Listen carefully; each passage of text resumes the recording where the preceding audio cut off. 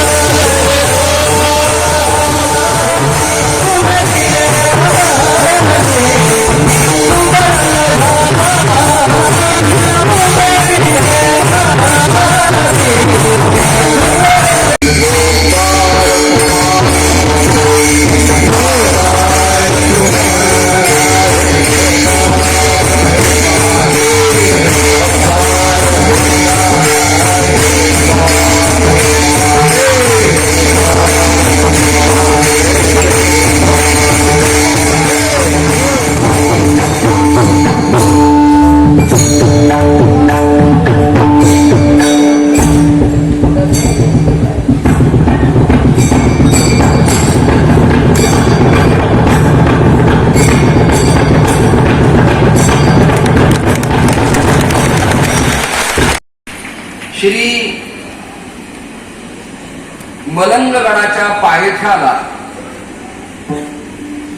एक सामाजिक क्रांती व्हावी, परिवर्तन व्हावं, समाजाला आपली संस्कृती, आपला देश, आपला धर्म, आपला पंथ, आपला संप्रदाय, आपले देव, आपली माता, आपले पिता कळावेत. या अट्टहासापोटी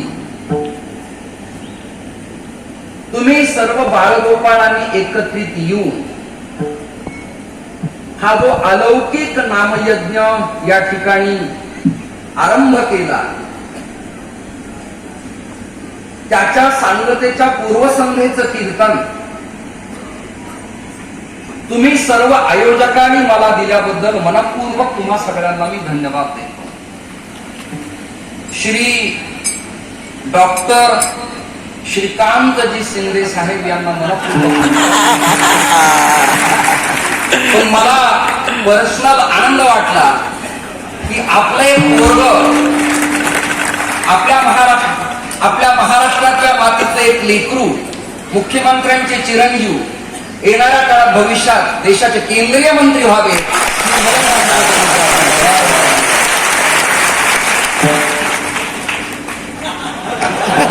आय एम व्हेरी हॅपी, मी आनंदी आहे. आणि श्रीकांत शब्दाचा अर्थ आहे, श्री म्हणजे लक्ष्मी, ऐकताय ना? श्री म्हणजे लक्ष्मी, तिचा कांत वल्लभ, पती म्हणजे श्रीकांतजी या ठिकाणी.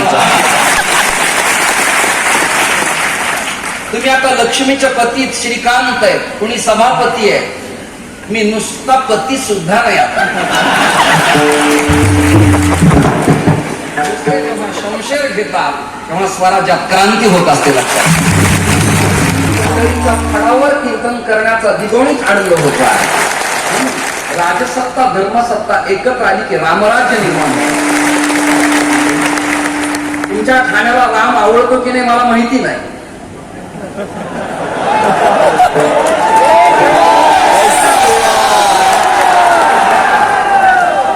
म्हणजे ठाणे जिल्ह्यात तुम्ही जिवंत आहात याबद्दल मला आनंद वाटला. नाही तर बऱ्याच लोकांना मरगळ आली.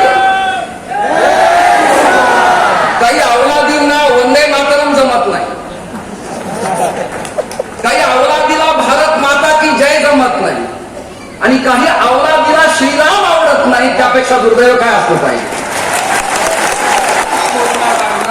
धार्मिक वलय अपेक्षितच आहे. असतील नेते उपनेते होतील संपतील जातील आले गेले, अजूनही सनातन वैदिक धर्माचा बालही बाका धरण लक्षात घ्या. निरेश्वरवादी आले, त्रास दिला, अतिक्रमण झाली, आक्रमण झाली, रक्ताचे थारवे सांडले, पण शिवरायाने दऱ्याखोऱ्यातून मावळा उभा केला. सह्याद्रीला जाग आली आणि समर्थ म्हणाले, धर्मस्थापनेचे नर तेथे ईश्वराचे अवतार झाल्या आहेत पुढे होणार, तेने ईश्वराचे तुझा तू वाढवली राजा, म्लेंच्या संभार दाहला, उदंड दाहले पाणी, स्नान संध्या करावया, बुडाला औरंगच्या पापी, आनंद वद होय. क्रांती फडफडला हा आसमानी जो भगवा करारा, शिवशाहीच्या मुजऱ्यासाठी झुकल्या या माना. बऱ्याबऱ्यांना शरण द्यावं लागलं. जिजाऊंची कृपा आहे, शिवरायांची कृपा आहे, महापुरुषांची कृपा आहे, स्वातंत्र्यवीरांची कृपा आहे, बलिदान देणाऱ्याची कृपा आहे, धर्मसत्ता टिकवणाऱ्याची कृपा आहे. अनेक आले निरीश्वरवादी आणि तोंड वासून गेले, त्यांचा मागणूसही शिल्लक राहिला नाही. इथे धर्माला जो चिटकून राहतो तो कायम राहतो. लक्षात घ्या. पण अशा या महाराष्ट्रात एक रणवीर भगवत अवतार अवतीर्ण झाला आणि त्याने एकच गर्जना केली,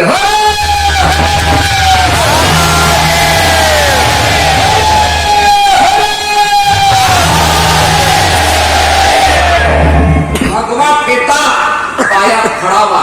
हिंदुस्थानचा योद्धा संन्यासी परराष्ट्रात जाऊन रामकृष्णाची फिलॉसॉफी सांगत होता. शेक्सपियर नाही, कॉस्माची गार्डर नाही, जोसिपस नाही, हेरिटेज नाही, महाराष्ट्रातल्या देवांची हिस्ट्री सांगत होता. तत्वज्ञान लोक वेडेपिशे झाले होते. प्रत्येकाला स्वामीजी हवे हवे वाटत होते. एक परराष्ट्रात ती पोरगी पळत पळत आली आणि तिने त्या भागातली सँडेल, एक चप्पल स्वामीजींच्या पायात घालण्यासाठी दिली. स्वामीजींनी तिचा अपमान न करता ती चप्पल आपल्या पायात घातली. स्वामीजी तेजून खाली उतरले. तेव्हा परराष्ट्रातले लोक म्हणायला लागले, आतापर्यंत भगवाचं महत्व सांगितलं, सनातन धर्म सांगितला, वैदिक प्रेम सांगितलं, रामकृष्णाचं नातं सांगितलं, अद्वैत वेदांत प्रतिपादन केला, संतांचे पोट आमच्या समोर मांडले, परंतु शेवटी आमच्या राष्ट्रातली चप्पल स्वामीजींनी पायात घातली की नाही. विवेकानंद डगमगले नाही, घाबरले नाही. डगमग तो पुरुष असू शकत नाही, तो षंड असतो. डगणारी वाघाची पिलं कधी घाबरत नसतात, डरकाळ्यात पडत असतात. स्वामीजींनी स्पीकर हातात धरला, स्टेजवर आले. तुमच्या मनात काय वाटतं की मी चप्पल घातली म्हणजे काय झालं? तर त्याचं कारण असे पत्रकार बांधव वाढणं. मी माझ्या डोक्यावर भगवं का घातलं आणि पायात चप्पल का घातली याचं कारण सांगतो, मनपूर्वक ऐका. ते म्हणाले, माझी भारतीय संस्कृती रामकृष्णाची त्यागाची असल्यामुळे भगवत डोक्यावर ते ठेवलं आणि परराष्ट्रातली संस्कृती भोगाची असल्यामुळे पायाखाली जोडवली.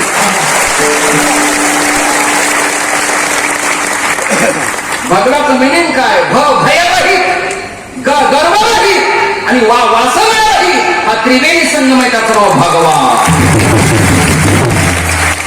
आणि तो भगवा बाळासाहेबांना प्रिय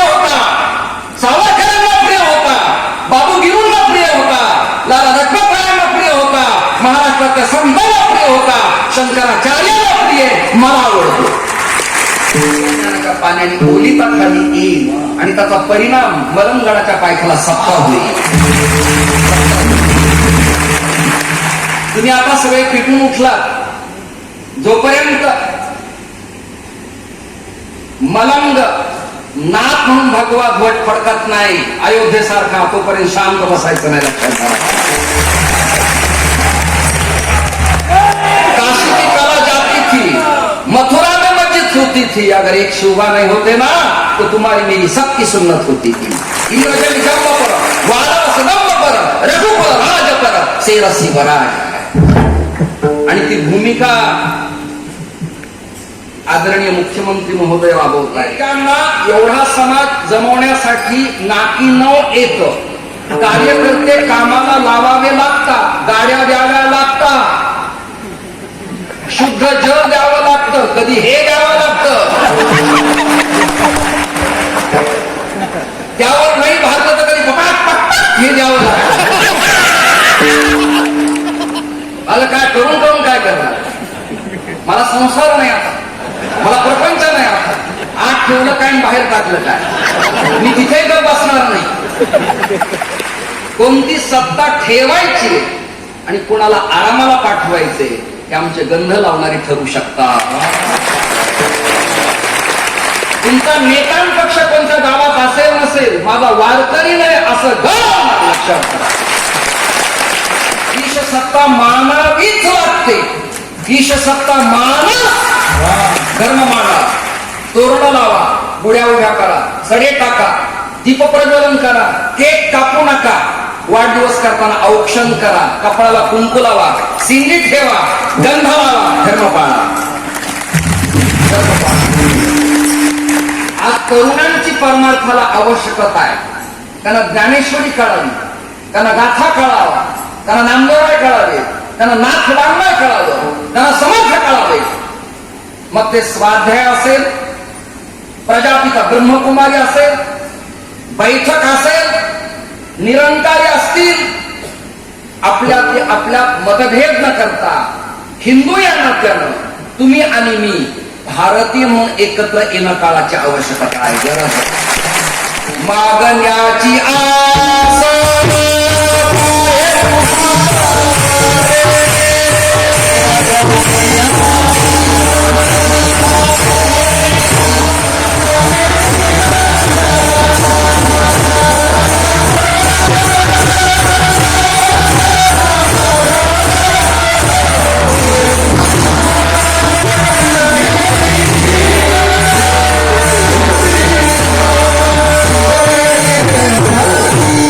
जय जय रामकृष्ण हरी.